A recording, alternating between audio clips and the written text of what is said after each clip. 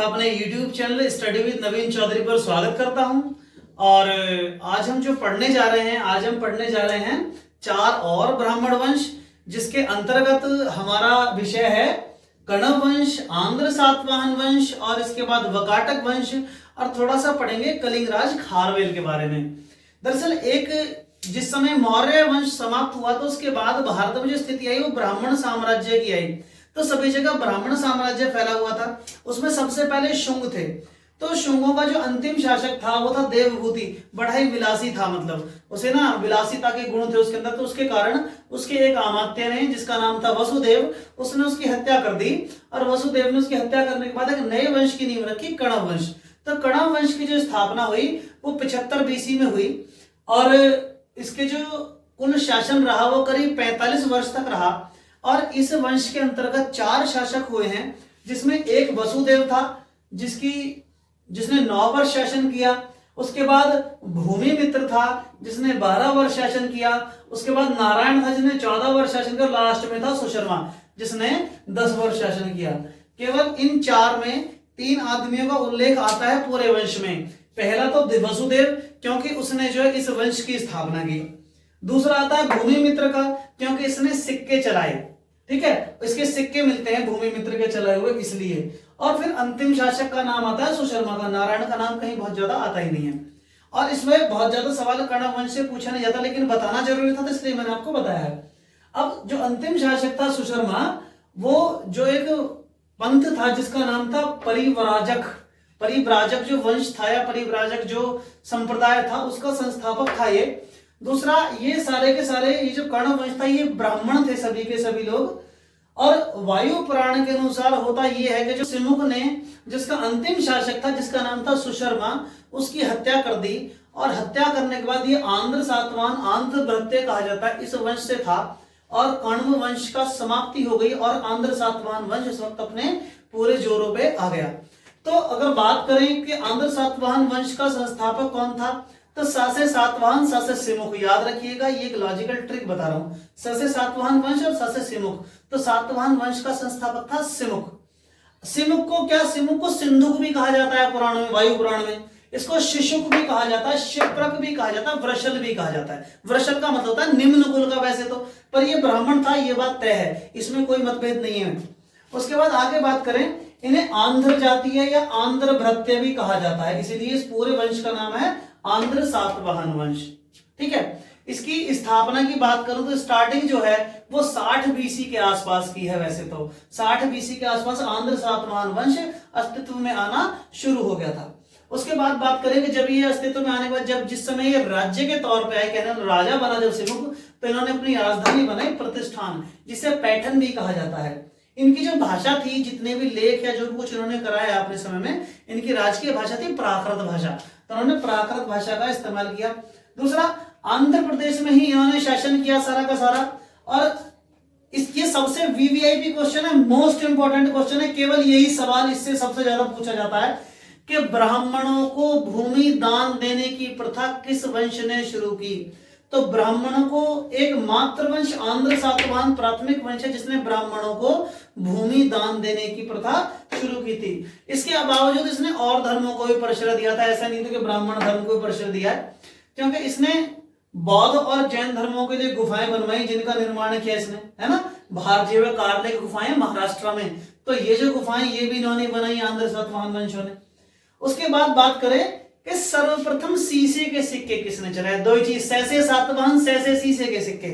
तो सीसे के सिक्के चलाए सातवाहन वंश ने। ससे सातवाहन, ससे सिमुख, ससे सीसे के सिक्के। याद रहेगा ना तीनों चीजें। ये याद करने के लिए बस ऐसी लॉजिक बता रहा हूं। आंध्र सातवाहन वंश की एक विशेषता थी उसका मात्रात्मक होना। कहने का मतलब उसके शासकों के साथ उसके पिता का नाम न जुड़ करके उनकी माता का नाम जुड़ा करता था। जैसे एक नाम आता है गौतमीपुत्र शतकर्णी, बहुत फेमस शासक हुआ और आपको इसका नाम भी पता होगा, इसलिए मैंने आपको गौतमीपुत्र शतकर्णी का आपको उदाहरण दिया है। तो अगर बात करूं तो इस तरह से इनका शासकों में, बाकी अगर बात करूं सत्ता की, तो सत्ता में पुरुष ही काबिज होते थे सिंहासन के ऊपर, औरतें नहीं होती थी। लेकिन औरतों की स्थिति अच्छी थी, औरतों को विशेष सम्मान दिया जाता था। सही है। अब उसके बाद बात करते हैं कि सिमुख की जानकारी कहां से मिलती है, यानी वो सिमुख जिसने इस वंश की नींव रखी। तो सिमुक की जानकारी दो जगह से मिलती है, एक तो पुराणों से जैसे वायु पुराण है, दूसरी जानकारी मिलती है नाना घाट का एक अभिलेख है, नाना घाट प्रतिमा अभिलेख, तो उससे जानकारी मिलती है। और वहां पे जो लिखा हुआ है वो तीन चीजें लिखी हुई हैं, चार चीजें बल्कि, कि एक तो लिखा हुआ है शतकर्णी प्रथम के बारे में, दूसरा लिखा है उसके पिता सिमुक के बारे में, उसकी पत्नी नागनिका के बारे में, और शतकर्णी के 3 पुत्रों के बारे में। ये जानकारी मिलती है नाना घाट प्रतिमा अभिलेख से। दूसरी आगे की बात करेंगे हम, तो एक लेखक हुए हैं, उन्होंने ये कहा है कि जिस समय पे सिमुक की मृत्यु हो गई तो उसके पश्चात उसका छोटा भाई कृष्ण गद्दी पर बैठा और उसने 18 वर्ष तक शासन किया। उसके उपरांत जो उसका उत्तराधिकारी आया वो था शतकर्णी प्रथम, क्योंकि जिस वक्त इसकी मृत्यु हुई सिमुक की उस वक्त ये अल्पवयस्क था, जिस कारण से इसका छोटा भाई बैठा गद्दी पे और बाद में शतकर्णी प्रथम बैठा। दरअसल शतकर्णी इनके यहाँ पे एक उपाधि हुआ करती थी, ना कि नाम, ठीक है। तो शतकर्णी उपाधि लेकर के बैठता था, जो भी कोई राजा चाहे वो शतकर्णी की उपाधि लेके बैठ सकता था। अब आगे बात करते हैं इसके बारे में, क्या कि शतकर्णी प्रथम ने 2 अश्वमेध यज्ञ कराए और 1 राजसु यज्ञ कराया, सही है। अगला क्या है कि इसने क्या काम किया, गोल मुद्राएं, मालव शैली में लिखा हुआ है कि मालव शैली की गोल मुद्राएं अपनी पत्नी के नाम पर चलवाई। इसने ढलवाई मुद्राएं, जो गोल मुद्राएं थी मालव शैली में, अपनी पत्नी नागनिका के नाम पर। दूसरा बात करूं कि शतकर्णी से लेकर के और गौतमी पुत्र शतकर्णी जो था उसके बीच में बहुत सारे राजा आए, लेकिन एक 17वें नंबर का राजा था जिसका नाम था हाल। मैं इसमें केवल 3 या 4 राजा पढ़ाऊंगा, जिसमें पहले सिमुक, क्योंकि उसने इसकी स्थापना की, उसके बाद शतकर्णी प्रथम, क्योंकि यहां से कार्य शुरू हुआ इस वंश का, उसके बाद 17वां राजा जिसका नाम था हाल। हाल जो राजा था वो बड़ा लेखक और विद्वान प्रकार का राजा था, मतलब तो उसे ना काव्यों में रुचि थी। तो इस तरह का राजा होने के कारण तो जो गाथा सप्तशती ग्रंथ है वो उसी के काल में लिखा गया था, उसकी रचना उसी में हुई, और गाथा सप्तशती में 700 छंद हैं। आगे बात करते हैं हाल की सभाओं की। तो हाल की सभा में 2 ऐसे मतलब महत्वपूर्ण, आप समझ लीजिए, एक विद्वान रहते थे जिसका नाम था, एक का नाम था गुणाढ्य जिसने व्रत कथा लिखी, और एक का नाम था शर्ववर्मन। शर्ववर्मन ने एक ग्रंथ लिखा जिसका नाम था मातंत्र। मातंत्र जो ग्रंथ था, इसमें सवाल हो सकता है मातंत्र ग्रंथ किससे संबंधित था, तो व्याकरण ग्रंथ था मातंत्र। उसके बाद हाल का जो सेनापति था इसका नाम विजयानंद था। विजयानंद ने क्या काम किया, श्रीलंका पे चढ़ाई कर दी और श्रीलंका को जीत लिया। उसके बाद जो वहां का जो राजा था श्रीलंका का, उसकी जो पुत्री थी उससे शादी की हाल ने, पुत्री का नाम था लीलावती, जिससे शादी की हाल ने। उसके बाद बात करूंगा हाल की जो वर्णन है, इसकी जो विजयों का वर्णन है वो कहां से मिलता है, तो इसका वर्णन मिलता है काव्य मीमांसा से मिलता है, गाथा सप्तशती से मिलता है, लीलावती से मिलता है, अभिमान चिंतामणि, मतलब ये ऐसे कई सारे लेख हैं जिनसे पता लगता है कि हाल ने ये सारे काम किए हैं। उसके बाद बात करूं तो 23वां शासक हुआ जिसका नाम था गौतमी पुत्र शतकर्णी। जो गौतमी पुत्र शतकर्णी था ये सबसे महत्वपूर्ण शासक था इस वंश का। तो गौतमी पुत्र शतकर्णी की अगर बात करूं तो जानकारी कहां से मिलती है, तो इसकी जानकारी मिलती है 3 अभिलेखों से, जिसमें 2 अभिलेख हैं, एक तो नासिक अभिलेख और एक कारलेक अभिलेख। इसको वेंकटक स्वामी की इसने उपाधि धारण की। वेंकटक नाम था नासिक का, नासिक का जो दूसरा नाम था वेंकटक। तो नासिक नगर इसने बसाया, तो नासिक नगर बसाने के कारण इसने उसकी उपाधि दी वेंकटक स्वामी की। अब उसके बाद इसने क्या काम किया, एक शक शासक था नैपहन, शक शासक नैपहन को हराया और 8000 मुद्राओं पर, जो कि शक शासक की 8000 मुद्राएं थी, उन्हें दोबारा से खुदवाया, अपने नाम पर लिखवाया उन्हें, ठीक है। इसकी एक उपाधि और थी, इसकी क्या, त्रिसमुद्र तोय पिता वाहन। 1% ये सवाल आ जाए तो इसलिए त्रि मतलब 3 समुद्र, मतलब समुद्र, तोय मतलब पानी का पर्यायवाची है, पिता मतलब जिनका पिता, उसका वाहन कौन, दरअसल उसके घोड़े ने 3 समुद्रों का पानी पिया था, इसलिए इसे त्रिसमुद्र तोय पिता वाहन की उपाधि भी हासिल थी। उसके बाद एक सवाल आता है कि शून्यवाद के प्रतिपादक किसके समकालीन थे, तो शून्यवाद के जो प्रतिपादक थे नागार्जुन, वो समकालीन थे इसके 23वें शासक गौतमी पुत्र शतकर्णी के।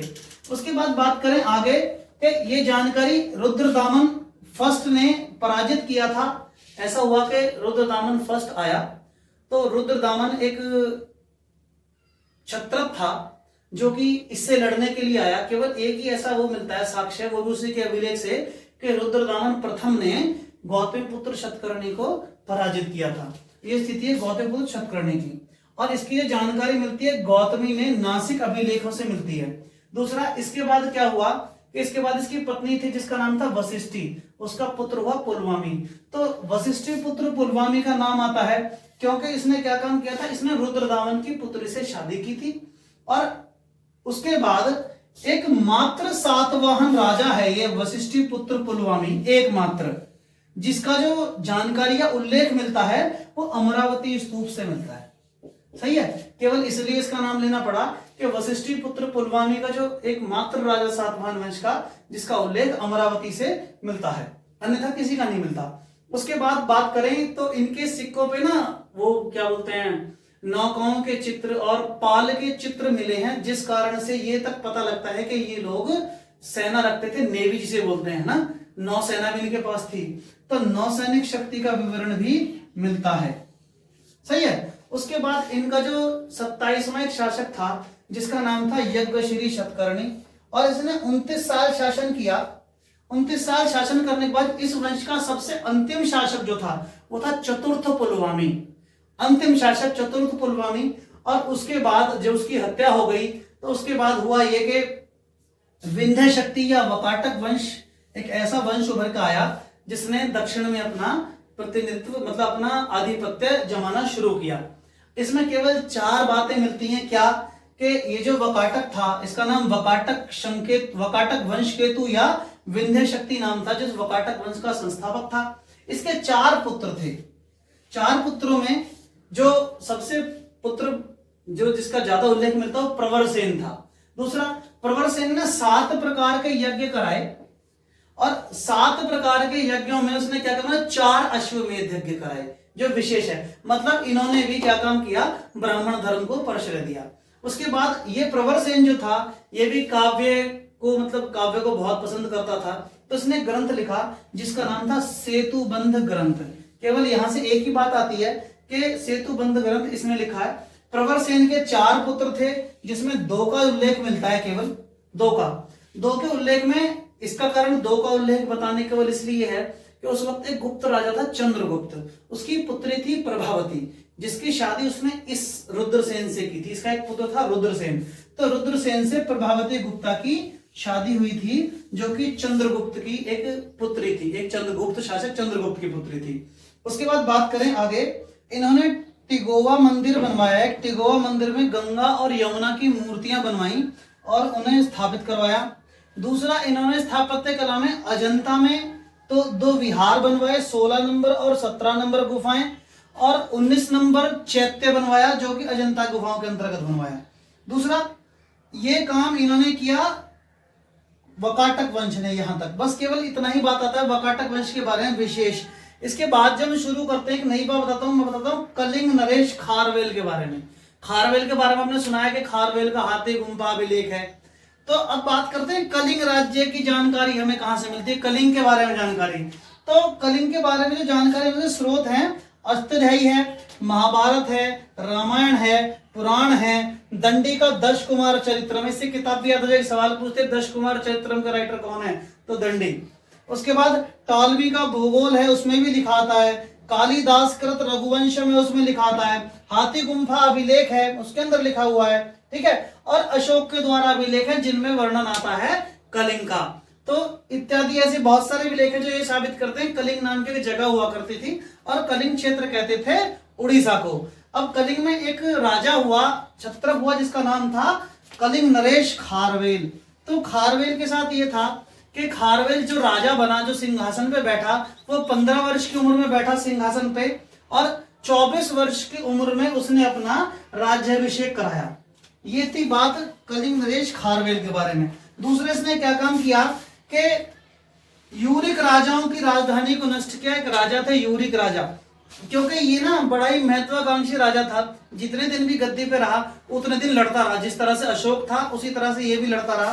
तो उसने बाद में उसने बाद में शांति अपनाई, तो इसने भी जो है 13वें वर्ष से शांति अपना ली, शांत हो गए। तो हुआ ये कि यूरिक राजधानी की राजधानी थी उसे नष्ट किया इसने। उसके बाद बात करूं कि जितने भी दक्षिण राजा थे उन्होंने क्या काम किया, एक संघ बनाया और इसको हराने की कोशिश की एक ग्रुप बना करके दक्षिणपंथी सभी राजाओं ने, लेकिन ये उनसे नहीं हारा। और एक जगह थी पिथुंड, पिथुंड में इसने क्या काम किया, उन सबको हराया और गधों से हल चलवाया। ये एक सवाल पूछा जाता है कि पिथुंड एक ऐसी जगह थी जहां से इसने कलिंग नरेश खारवेल ने गधों से हल चलवा दिया था। उसके बाद बात करें कि इसने दान दिया ब्राह्मणों को सोने का कल्प वृक्ष, सोने का कल्प वृक्ष दान दिया इसने अपने शासन काल के 9वें वर्ष में। सही है। 8वें वर्ष में इसने जो मगध था इस पे भी आक्रमण किया था और 9वें वर्ष में इसने एक कल्प वृक्ष दान दिया जो सोने का था, जिसकी पत्तियां भी सोने की थी। पीपल वृक्ष था एक, उसका नाम था कल्प वृक्ष, उसे कहा गया। तो सोने का कल्प वृक्ष दान दिया इसने शासन के 9वें वर्ष में। दूसरा, एक विजय प्रसाद बनवाया जिसमें जो खर्चा आया था वो 30,000 मुद्राओं का खर्चा आया था। 30,000 चांदी की जो मुद्राएं होती थी उनका खर्चा आया था इसे विजय प्रसाद को बनवाने में। उसके बाद क्या काम किया इसने कि 1300 साल पुरानी एक मूर्ति थी जो कि मूर्ति थी केतु भद्र की। उस केतु भद्र की प्रतिमा के साथ इसने एक जुलूस निकलवाया। और उसके बाद बात करूं कि एक बार ऐसा हुआ कि जो नंद शासक थे उन्होंने आक्रमण किया था कलिंग पे, तो वहां से जिनसेन की मूर्ति और उनकी पद चिन्ह पादुकाएं उठा लाए थे। कलिंग नरेश खारवेल ने यहाँ पे आक्रमण करके मगध पे दोबारा यहाँ से जिनसेन की मूर्ति वापस ले गया और उनकी पादुकाओं को भी वापस ले गया। अंतिम जो इसका अभियान था वो अंतिम अभियान था पांड्य नरेश, चोल चेर पांड्य वंश है ना, चोल चेर पांड्य, तो उसमें पांड्य वंश के खिलाफ एक अंतिम वो था इसका जो 13वें वर्ष में था अभियान। और पांड्य वंश के जो शासक थे उन्होंने इसकी अधीनता स्वीकार कर ली और इसने उनसे हाथी, घोड़े, जवाहरात और ऐसे बहुत सारे बहुमूल्य उपहार लिए। उसके बाद 13वें वर्ष में इसने शांति का जीवन अपना लिया, इस सब को छोड़ दिया और फिर ये जैन धर्म के अंदर विलीन हो गया और जैन मतानुसार मतलब जैन संधारण विधि अनुसार इसने अपना शरीर बाद में त्याग दिया। इसी तरह से ये था इसके बारे में, किसके बारे में, कलिंग नरेश खारवेल के बारे में। तो आज का वीडियो हमारा इतना ही था जिसमें हमने 4 वंश पढ़े। कण्व वंश कोई खास नहीं था। आंध्र सतवाहन वंश से विशेष बात आएगी क्या कि ब्राह्मणों को दान देने की भूमि किसने शुरू की, तो ये आंध्र सातवाहन ने। दूसरा आएगा कि सीसे के सिक्के सर्वप्रथम किसने चलाए, तो आंध्र सातवाहन ने। कौन सा वंश है जो मात्रात्मक था, तो सातवाहन वंश था जिसमें मात्रात्मक वंश था जिसमें पुत्र के नाम के साथ माता का नाम रखता था। सही है। अश्वमेध यज्ञ यानी यज्ञों को पुनरुत्थान करने का काम, ब्राह्मण धर्म को स्थापित करने का कार्य है किसने किया, तो सातवाहनों ने किया दक्षिण में। ठीक है। उसके बाद आ गया है इसमें सबसे विशेष शासक बीच में कौन रहा, तो 17वें नंबर का शासक हाल रहा जिसके सेनापति जिसका नाम था, सेनापति का नाम विजयानंद। विजयानंद ने क्या काम किया, श्रीलंका पे चढ़ाई की और श्रीलंका को जीता। उसी की लड़की, श्रीलंका के राजा की लड़की लीलावती से हाल की शादी भी हुई है। सही है। खत्म हो गई यहाँ बात करते हैं मुख्य शासक। 23वां शासक था गौतमीपुत्र शतकर्णी, उसके बारे में जानकारी मिलती है।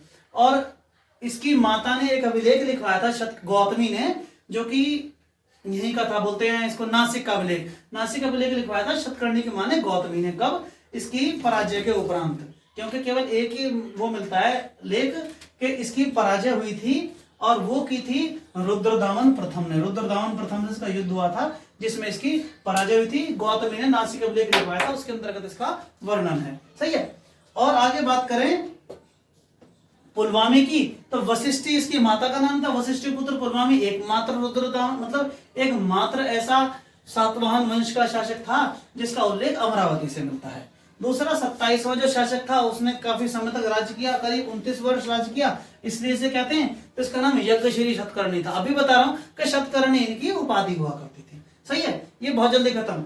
नौसैनिक शक्ति की बात करें तो नौसैनिक शक्ति का भी इनके यहाँ पे वर्णन मिलता है, क्योंकि ये जो हुआ था यज्ञश्री शतकर्णी, इसने ना बहुत सारे सिक्के बनवाए जिनके ऊपर नौकाएं और जहाजों के फोटो थे, जिससे ये पता लगता है कि ये समुद्री यात्राओं करने का और नौका विहार का शौकीन हुआ करता था। सही है। वकाटक वंश में 4 बातें। संस्थापक विंध्य शक्ति वकाटक वंश पर, बात खत्म। इसका पुत्र हुआ एक प्रवरसेन। प्रवरसेन के भी 4 पुत्र हुए और प्रवरसेन ने ग्रंथ लिखा श्वेतोबंध। सही है। उसमें इसके 4 पुत्रों में 2 का उल्लेख ज्यादा मिलता है। क्यों मिलता है? क्योंकि उस वक्त एक चंद्रगुप्त थे गुप्त वंश के, उनकी पुत्री थी प्रभावती, उसकी शादी रुद्रसेन से हुई थी, इसलिए रुद्रसेन का वर्णन आ गया। दूसरा, एक इनके कांड टाइम में क्या हुआ कि टिगोवा मंदिर में गंगा यमुना की मूर्ति रखवाई गई और इन्होंने अजंता में 2 विहार और 1 चैत्य बनवाया। एक विहार में 16-17 नंबर गुफाएं और 19 नंबर का चैत्य इन्होंने बनवाया। बाकी कलिंग राज खारवेल के बारे में आपको बता चुका हूँ कि 15 वर्ष तक की राज्य में युवराज बना और 24 वर्ष के उसमें इसने अपना राज्याभिषेक कराया। उसके बाद इसका स्रोत मतलब कलिंग की जानकारी मिलती है, आपको बताया मैंने, बता दिया, अष्टाध्यायी, महाभाष्य, रामायण, पुराण, इन सबसे कलिंग की जानकारी मिलती है। कलिंग नाम का एक राज्य हुआ करता था। दूसरा, इसने यूरिक राजाओं को की राजधानी को नष्ट किया। अगला, दक्षिण राजाओं ने क्या काम किया, जब उसने सबको हरा लिया था, दक्षिण राजाओं ने ग्रुप बनाया और ग्रुप बना के इसको हराने की कोशिश की। अब ये हारा नहीं, उनसे जीत गया और एक जगह थी जिसका नाम था पिथुंड, और पिथुंड नामक जगह पे तब इसने गधों से हल चलवाया वहां पे। ठीक है, ये बात रही यहाँ की। उसके बाद बात करूं कि ब्राह्मणों को सोने का कल्प वृक्ष किसने दिया, तो कलिंग नरेश खारवेल ने दिया था। और जिस मूर्ति को उठा लाया था महापद्मानंद, सही है, उस मूर्ति को जिन सैनिकी को अपने साथ वापस ले गया, उनकी पादुकाओं को वापस ले गया, पद चिन्हों को। दूसरा, 13 साल उन्होंने केतु भद्र की मूर्ति का जुलूस निकलवाया। और इसका अंतिम अभियान जो था वो पांड्य नरेश के खिलाफ था और जिसने उसकी अधीनता स्वीकार कर ली 13वें वर्ष में। हमारी वीडियो यहीं पे समाप्त होती है। प्लीज आपसे गुजारिश है, नोट्स बनाइए इसके बारे में और आप इसे एक बार पढ़ लीजिए, आपको दोबारा पढ़ने की जरूरत नहीं पड़ेगी किसी भी लेवल के एग्जाम तक। करीब ये मान लीजिए कि पीसीएस लेवल तक का मैं आपको ये कोर्स क्लियर करा रहा हूँ, क्योंकि आपको इतना किसी भी किताब में पढ़ने को नहीं मिलेगा किसी भी वंश के बारे में। 2-2 लाइन में खत्म है सारे वंश जो कुछ है, पर मैंने इतना कुछ बताया कि इससे बाहर पीसीएस लेवल तक के एग्जाम में नहीं आता है। सही है, तो मुझे लाइक कीजिए, सब्सक्राइब कीजिए, मुझे मोटिवेट कीजिए और ये वीडियो देखने के लिए आपका बहुत बहुत धन्यवाद।